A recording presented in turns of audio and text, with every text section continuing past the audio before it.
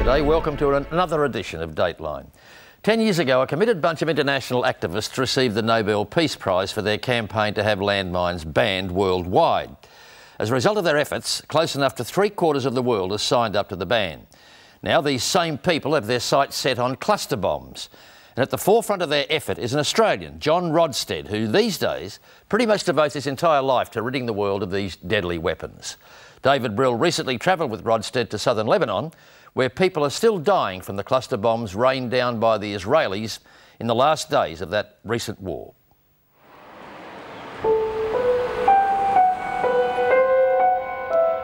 Eight months after the war ended, much of South Beirut is still in ruins.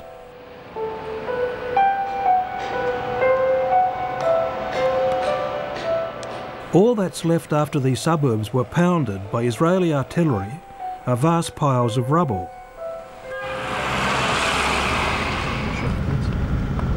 But you'll see a lot of the villages as we get further out have been pretty heavily flattened.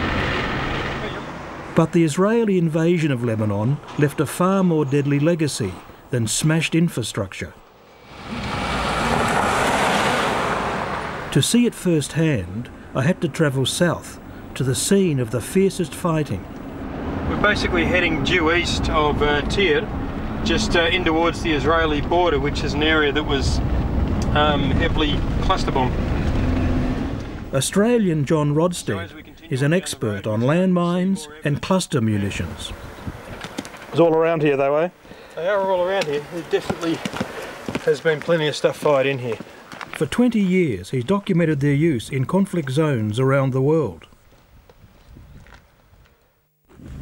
And I'll walk through the middle of it, because it's quite good being in the middle, and we'll come back along the top. Okay. In Afghanistan he filmed this extraordinary stockpile of clusters left behind by the Soviet army. And here we are at Bagram with an estimated 60,000 tonnes of munitions that need cleaning up. Quite a task. I won't fool around in this place for terribly long, because I admit to feeling quite uncomfortable being here. And last year in Lebanon, Rodstead took his handy cam to yet another battlefield. For the last 2 weeks I've been travelling southern Lebanon, documenting the devastation that's been caused by the Israeli use of cluster bombs here. Cluster munitions are basically small munitions that come out of a larger one. That's the simplest description of it. So imagine you fire a rocket at something or drop a bomb from an aircraft or an artillery shell, and that will open up in flight and rain down a lot of smaller munitions. An average aircraft bomb which was used in Lebanon would probably hold about 600. The rocket systems that were employed there would fire over 7,000 in one firing. As the bomblets fall, they spread out over a wide area. They're designed to kill large numbers of enemy infantry when they land, but they don't always work. The problem arises not in the way that cluster bombs are supposed to be used, but it's in the fact that many of them fail to explode. And the ones that fail to explode then become de facto landmine fields. Here's another one, it's armed. You can see the hammer out the bottom side of the cap. That's ready to explode. The failure rates for many cluster bombs are thought to be as high as 20 to 40%. If people come along, touch them, move them, bump them, try farming, try rebuilding their house, they will then get blown up by these things. Since the conflict in Lebanon ended, 30 people have been killed by clusters and 196 injured.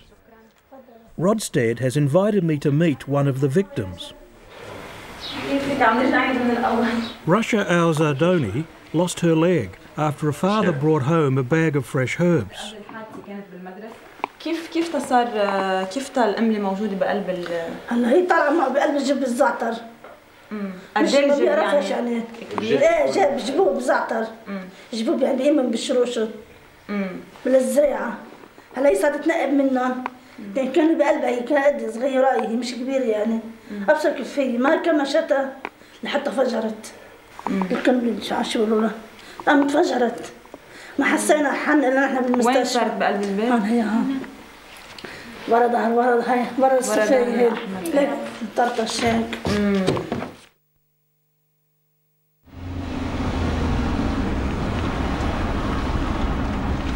Take care inside. Rodstead is taking me to see the site of a cluster strike next to a village. Look at that. Yep. 4 strikes in very short, maybe in 300 meters. For several weeks now, a Norwegian aid group has been methodically clearing the area of clusters. How big do you think the strike area here is? Center of the strike. Yeah, it's directly on the owner's land. John, now what are we going to be doing now? Well, I'm going to go down, have a look at the strike zone that's here. Right. Basically, rocket launchers of M77s have been fired through into this area. So they're pretty dangerous what we're going to be doing. Oh, not really. We'll do it safely. No, we're going into a place that's potentially dangerous, but we'll go into it safely. Yeah. We don't do risk at all. This is not entirely true. He was a commercial photographer in Melbourne, but Rodstead has chosen to spend many years deliberately putting himself in harm's way.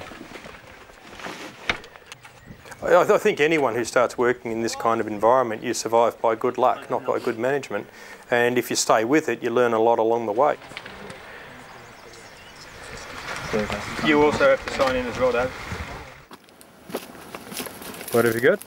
Last August, Rodstead learnt an awful lot in South Lebanon, just days after the ceasefire. And that didn't take long, did it?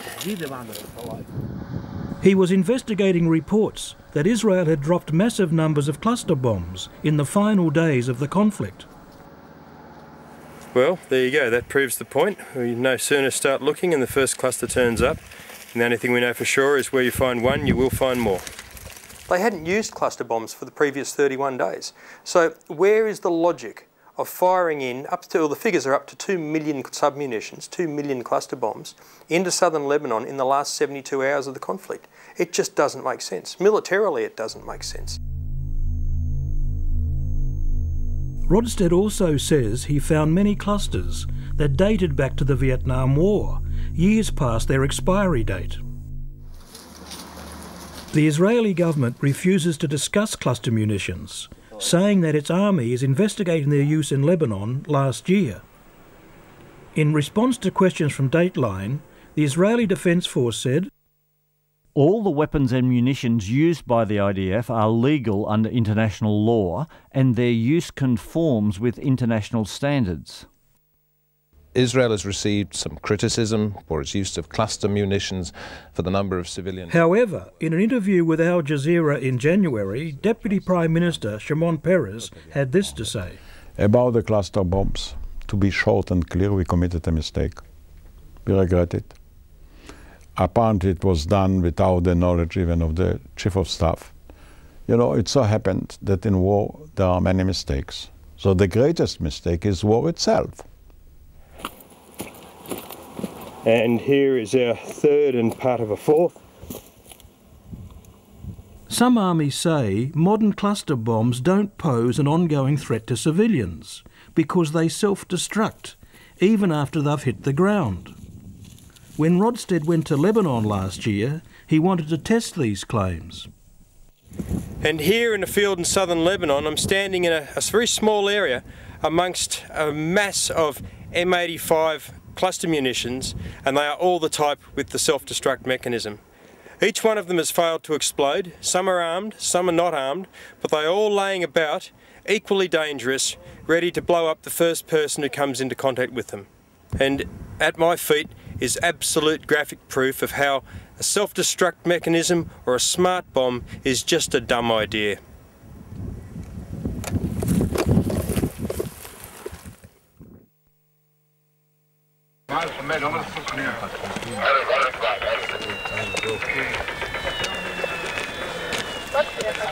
This will be your first one, was it? First one. Months after they were dropped, it's a lot harder to find the clusters. They often lie buried under the ground.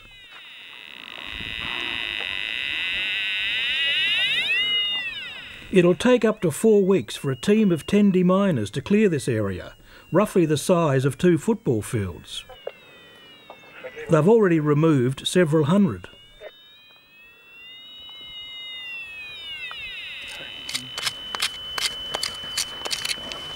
Basically, he's scouring the ground every inch of it with a metal detector, And if he gets a signal, then he gets down and excavates it and finds out if it's a cluster bomb, and if it is, then they destroy it in place. It's a very slow process. It's a very slow process, but if they're not accurate, then they're going to end up leaving something behind which will be found by, you know, the local people. So it doesn't matter how slow it is, as long as it's done right. That's what's essential. If you remember which village, I can easily see. The United Nations Mine Action Centre says the process is slow because the Israeli government refused to give details of where the clusters were fired. Dalia Farhan says NATO forces provided this information in Kosovo and Afghanistan. We have samples of what the NATO provided the UN, like the types of clusters, the quantities, and the location. You'll find all the grid reference, all the numbers showing the exact geographical area. It helped a lot the UN programs in these countries, but it's not happening here. According to the Israeli Defence Force, the IDF supplied UN forces with maps indicating areas which may contain unexploded ordnance of different types. These maps allow UNIFIL and the Lebanese army to clean out those areas affected by the fighting. So what have we got here? Well, this is a sample of the maps that the Israeli provided to us through UNIFIL and so on. And basically, they are useless. We cannot use them. Why is it useless? Because it doesn't have any of the information we wanted about cluster bombs. It's very vague, and we can't even use it for unexploded ordnance. You can have a look. Like useless. You can see areas likely to contain unexploded ordnance. This is very vague, no? And then includes areas that are highly likely to contain unexploded ordnance, and then they say that this is not exhaustive. So basically there could be other areas where there's different targets that are not in this. Plus, if you look to the shade, it covers a very large area, like sometimes a whole village in other samples. So we're not going to send a team to the whole village to search for unexploded ordnance. It could be a hand grenade, it could be anything. So that's pretty useless, isn't it? Definitely. This is a map of cluster strikes drawn up by the United Nations Mine Action Centre. It has identified more than 900 separate strike areas so far. There's evidence Hezbollah also used cluster munitions in the conflict. Human Rights Watch says it knows of 2 attacks in northern Israel, while Israeli police have said 113 cluster rockets were fired by Hezbollah.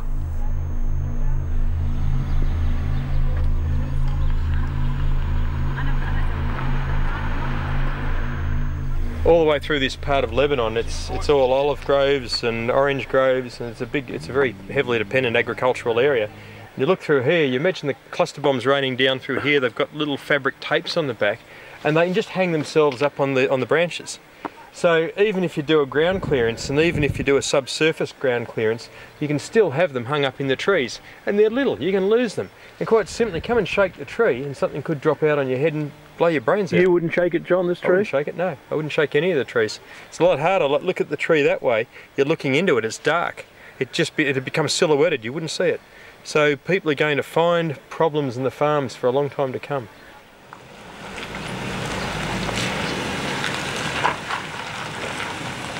John Rodstead was part of the international campaign to ban landmines, the coalition that secured a landmine treaty in 1997 and was awarded the Nobel Peace Prize. Oh.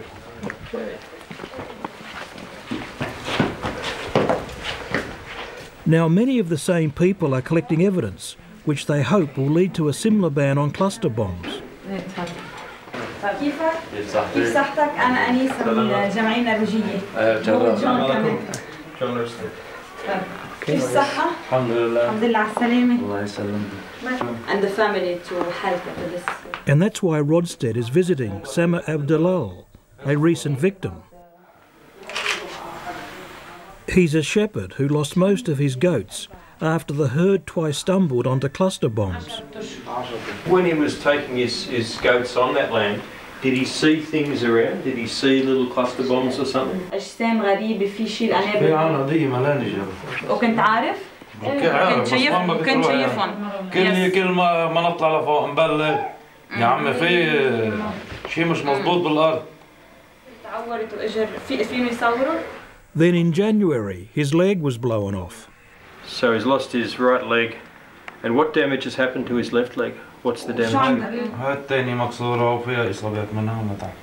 Yeah. So what message has he got for people who believe that cluster bombs are still a good idea and still should continue to be used?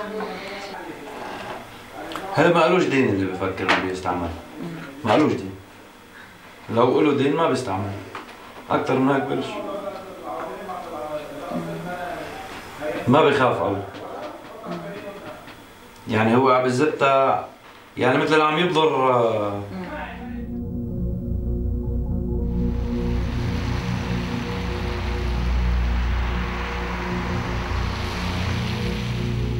Partly because of what's happened in Lebanon, there's now growing international support for a ban on cluster munitions. Earlier this year, the Norwegian government hosted a conference to discuss a treaty that would prohibit their use. John Rodstead was one of many campaigners who travelled to Oslo. Could everybody please find their seats? Government representatives from 49 countries accepted Norway's invitation. I would like to try and cut through the complexities at the outset and agree on the joint purpose of this meeting. Jonas Gahr Store is Norway's foreign minister. Our vision should be to spare innocent lives in future generations from the devastating effects of weapons which belong to the past. I urge you to make good use of these 2 days. How good of a treaty can you get if you don't have the big munitions producing countries like the United States, Russia or China aboard a treaty? How effective can a treaty like that be? Well, a treaty without those countries is weaker than the country with those countries. The question is, where do you begin? The UK, Canada and New Zealand are all here, along with France, Germany and Japan. But a notable absence is Australia. Like the Americans, the Howard government prefers to discuss cluster munitions through the existing UN treaty process, known as the CCW, or Convention on Conventional Weapons. There's absolutely no reason why Australia shouldn't be here, particularly for the fact that Australia does not have cluster munitions in the arsenals of the military. So why are they not here? Great question. Where's the agenda to that? They'll turn around and say it should be dealt with in the CCW. The CCW is a process of consensus, which means that one party can scupper the entire thing, and that's what happens. In 17 of the 23 countries. I believe that it would be a tremendous boost to this process if Australia joined it. We have been active participant in CCW. We have nothing in principle against that process. We simply observe, as do many other states, that there is no progress. And then we have to ask ourselves, should we sit and observe this and accept it? And we have decided not to accept it. Get yourself primed and take them on. But whatever you do, don't take on government half-cocked, because you'll just discredit it. So load your gun, then use it. There's a disarmament message.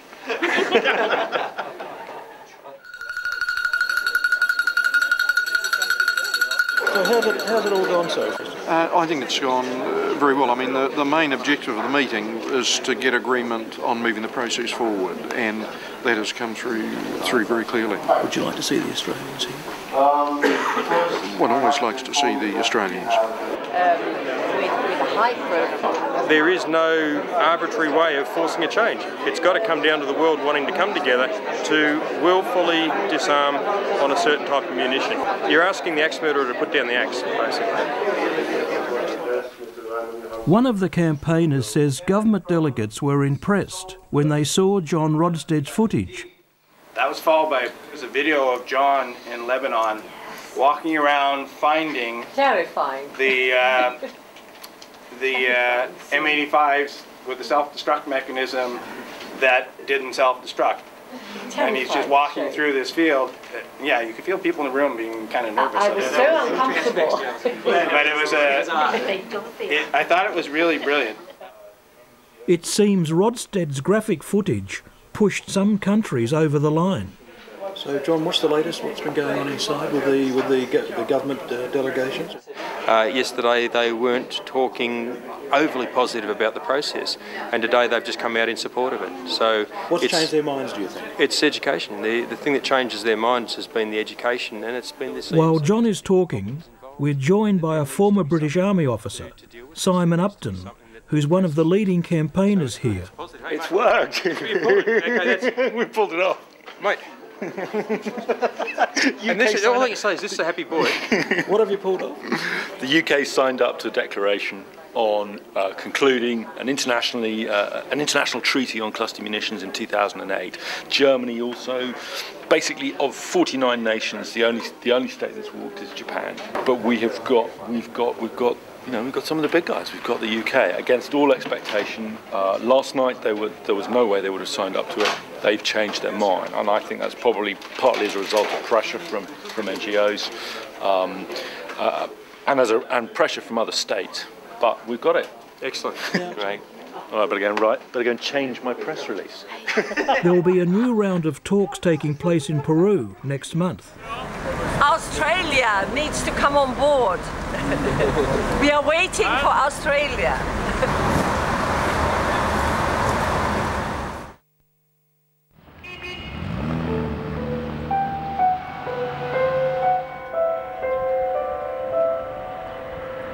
The UN estimates that it'll take at least another 8 months to clear South Lebanon of clusters.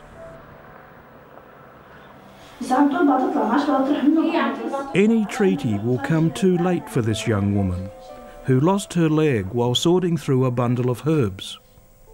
But if John Rodstead gets his way, civilians will no longer be killed and maimed, months, even years, after a war has ended. All we can do is try and take the information we learn here to the international community and say, well, look, here's the story of one young girl and what's happened to her. We can't bring back her leg. Wish we could, we can't. But we can hopefully try and stop this from happening in the future. What are we thinking? Or maybe we're not. David Brill on the hunt for cluster bombs with Australian John Rodstead. And you have to wonder if Israeli Prime Minister Olmert agrees with Shimon Peres's quite remarkable comment that it was a mistake to drop them in the first place. We'll continue, by the way, to try and get an interview with the relevant minister from the Olmert government. And it now seems that Australia has also agreed to participate in the next round of ban talks in Peru as an observer.